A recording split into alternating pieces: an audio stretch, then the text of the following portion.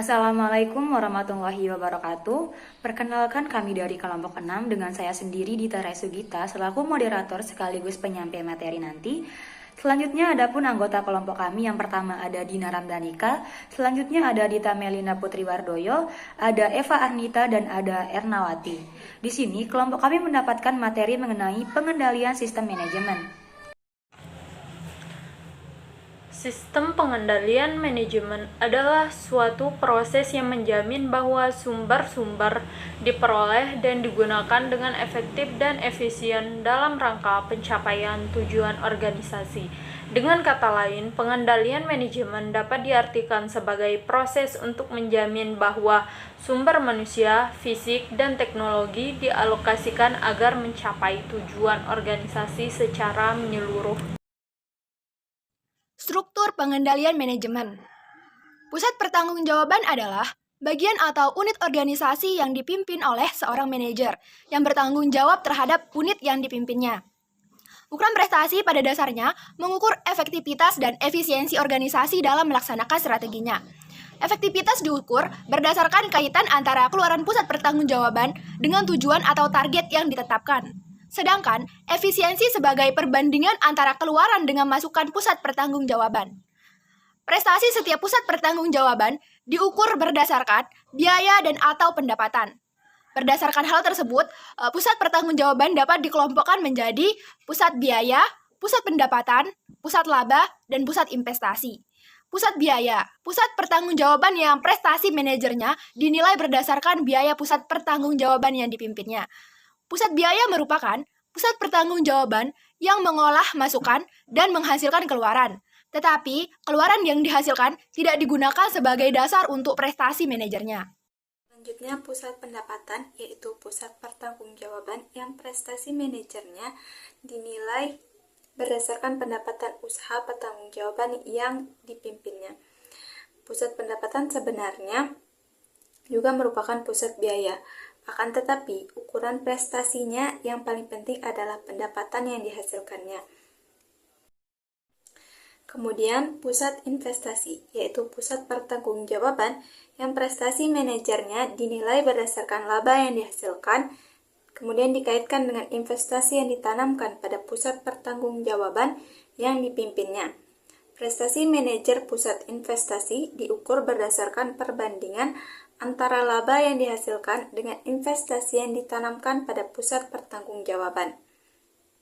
Dan yang terakhir, yaitu pusat laba, merupakan pusat pertanggungjawaban yang pemasukan dan pengeluarannya diukur dengan menghitung selisih antara pendapatan dan biaya.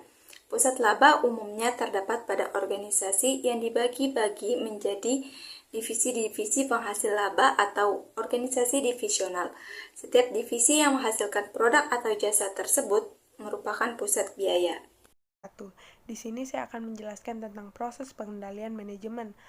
Proses pengendalian manajemen adalah sistem yang diterapkan untuk mengatur setiap elemen manajemen agar tetap terarah ke dalam kegiatan mereka.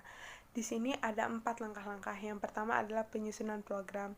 Nah, di dalam penyusunan program ini dilakukan perencanaan yang rinci dan penting untuk mengontrol proses manajemen tersebut. Ada beberapa tahapan perencanaan program yang harus dilalui. Yang pertama adalah penentuan tujuan, penentuan siapa yang akan bertanggung jawab, durasi programnya, dan bagaimana manajemen resikonya. Setelah ditentukan tahapan-tahapan tersebut, lanjut ke penyusunan anggaran. Di dalam penyusunan anggaran ini tidak hanya membahas berapa saja yang harus dikeluarkan, tapi biaya-biaya di luar dari berapa saja yang dikeluarkan tersebut. Nah, setelah itu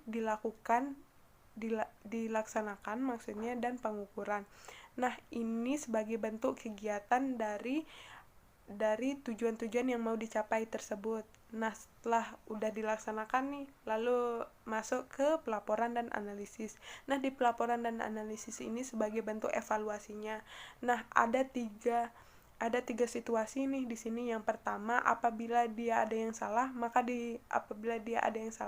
terutama di bagian anggarannya, disusun ulang anggarannya, lalu dilaksanakan ulang, dievaluasi lagi. Nah, yang kedua, apabila di kegiatannya nih ada yang salah, lalu habis dievaluasi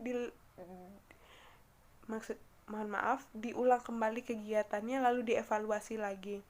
Nah, apabila udah tidak ada yang salah, tidak ada yang dievaluasi, maka lanjut lagi ke penyusunan program yang baru untuk mencapai tujuan-tujuan yang baru. Namun, di step yang ketiga tadi, di pengukuran dan pelaksanaan itu pasti ada hal-hal yang ingin dicapai lagi.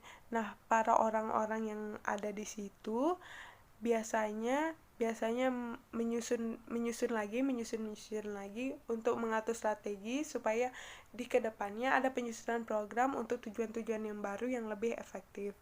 Nah, sekian langkah-langkah yang harus dicapai dalam proses pengendalian manajemen tersebut.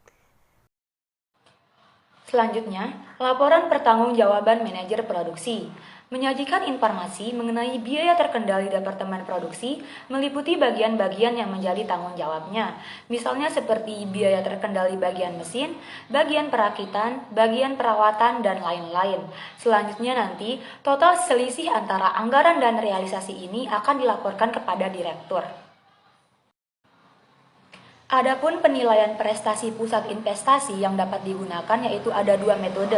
Yang pertama, Return on Investment atau disingkat dengan ROI. Penilaian prestasi dilakukan dengan membandingkan nilai ROI yang dicapai pusat investasi dengan ROI yang diharapkan. Yang kedua ada Residual Income atau disingkat dengan RI. Prestasi pusat investasi dinilai berdasarkan laba dan dikurangi dengan biaya modal.